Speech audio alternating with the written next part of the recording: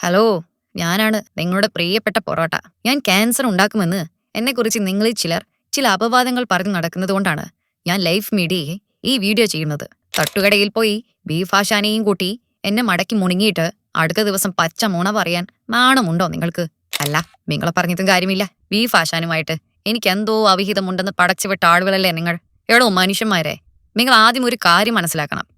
ഇതിന് യാതൊരു സയന്റിഫിക് എവിഡൻസും ഇല്ല. നിങ്ങളുടെ ജീവിത ശൈലിയാണ് എന്നെ നിങ്ങളിലെ ശത്രുവാക്കുന്നത്. ഞാൻ രുചികരമാണെന്ന് എനിക്കറിയാം. പക്ഷെ നിങ്ങളുടെ ദൈനംദിന അപ്പമാകാനല്ല ഞാൻ ജനിച്ചത്. എന്റെ പൂർവികർ എന്നെ സൃഷ്ടിച്ചത് പ്രത്യേക ഉത്സവങ്ങൾ, ആഘോഷങ്ങൾ അല്ലെങ്കിൽ കഠിനാധ്വാനം ചെയ്ത വാരാന്ത്യ ഭക്ഷണമൊക്കെ ആയിട്ടാണ്. എല്ലാ ദിവസവും എന്നെ പരത്തി തിന്നാൻ ഞാൻ പറഞ്ഞോ നിങ്ങളോട്? നിങ്ങൾ എല്ലാ ദിവസവും എന്നെ കഴിക്കുമ്പോൾ എന്റെ ലളിതമായ ശുദ്ധീകരിച്ച മാവും എണ്ണയും അവയ്ക്ക് വേണ്ടി നിർമ്മിക്കപ്പെടാത്ത ഒരു ജോലി ചെയ്യാൻ നിർബന്ധിക്കുകയാണ് നിങ്ങൾ. നിങ്ങളുടെ എൻജിൻ സുഗമമായി പ്രവർത്തിക്കാൻ എന്റെ കസിനായ ഗോതമ്പ് ചപ്പാത്തിയിലും മറ്റുമുള്ള നാരുകൾ എന്റെ പക്കലില്ല. ഇത് നിങ്ങൾ മനസ്സിലാക്കണം. ഒരു കാര്യം, ഞാൻ നിങ്ങളുടെ ശത്രുവല്ല.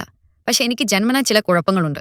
അതെന്റെ കുഴപ്പമല്ല, എന്റെ കാരണവർമാരുടെ കുഴപ്പമാണ്. അതുകൊണ്ട് തന്നെ എനിക്ക് വിഷമില്ലെന്ന് ഞാൻ നിങ്ങളോട് പറയും. വിഷാംശം കലർന്ന ബീച്ച് കൊണ്ട് നിർമ്മിച്ചതിനെ കുറിച്ചുള്ള കഥകൾ കൂടുതലും കെട്ടുകഥകളാണ്. എന്നിരുന്നാലും ഞാൻ വളരെ സമ്പന്നനാണ്. ഒരു ചെറിയ സ്ഥലത്ത് ഞാൻ ധാരാളം ഊർജ്ജം, അതായത് കലോറി പാക്ക് ചെയ്യുന്നു. നിങ്ങൾ എന്നെ നല്ലോണം കഴിച്ച ദിവസം മുഴുവൻ ഒരു പണിയും എടുക്കാതെ മിണ്ടാതിരുന്നാൽ ആ ഊർജ്ജം നിങ്ങളിൽ സംഭരിക്കപ്പെടും. അത് മറക്കണ്ട. അതെന്റെ തെറ്റല്ല, അതെന്റെ സ്വഭാവം മാത്രമാണ്. എന്റെ പൊന്നു സുഹൃത്തുക്കളെ, എന്നെ വിവേകത്തോടെ തെരഞ്ഞെടുക്കൂ. നിങ്ങൾക്ക് എന്നെ ആസ്വദിക്കണമെങ്കിൽ എന്നെ വെറുതെ വിടരുത്. എന്റെ കൂടെ കുറച്ചു പേരെ കൂടി ചേർക്കണം.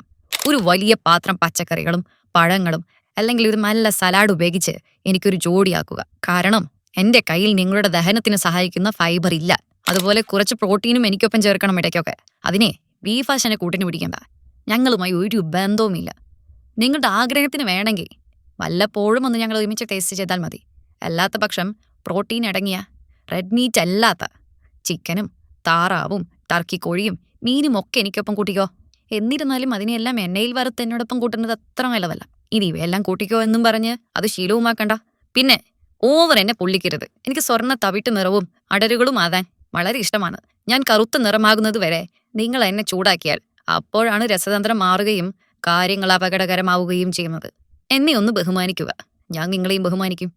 പാചകക്കാരൻ പണം ലാഭിക്കാൻ എണ്ണ പല തവണ വീണ്ടും വീണ്ടും ഉപയോഗിക്കേണ്ടി വരുമ്പോഴോ, പോഷക സമൃദ്ധവും നാരുകൾ അടങ്ങിയതുമായ ഭക്ഷണങ്ങൾക്ക് പകരം മാറ്റി സ്ഥാപിക്കുമ്പോഴോ ഞാൻ വില്ലനാവും. മറക്കണ്ട.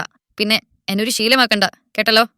എടി മോളെ പൊറാട്ടെ, ബീഫ് ആശാനടി. ഞാനൊന്നും അങ്ങോട്ട് വരട്ടെ. പൊക്കോണവിടുന്ന്. ബീഫ് ആശാനെ വല്ല ഉള്ളിക്കറിയുമാണെങ്കിൽ നോക്കായിരുന്നു. Stay healthy. Follow for more.